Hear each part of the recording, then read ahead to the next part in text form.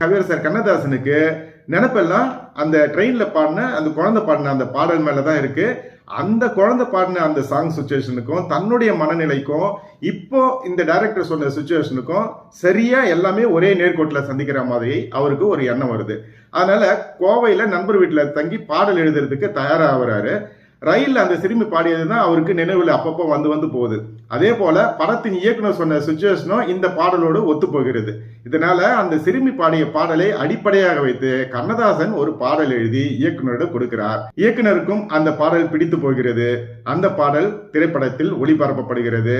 அப்படி வந்த பாடல் தான் கலங்காதிரு மனமே உன் கனவெல்லாம் நனவாகும் ஒரு தினமே என்று கண்ணியின் காதலி என்ற திரைப்படத்தில் வந்த அந்த பாடல்.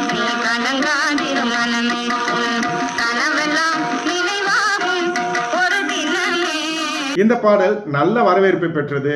உலகத்திற்கு தனது தத்துவ பாடல்களின்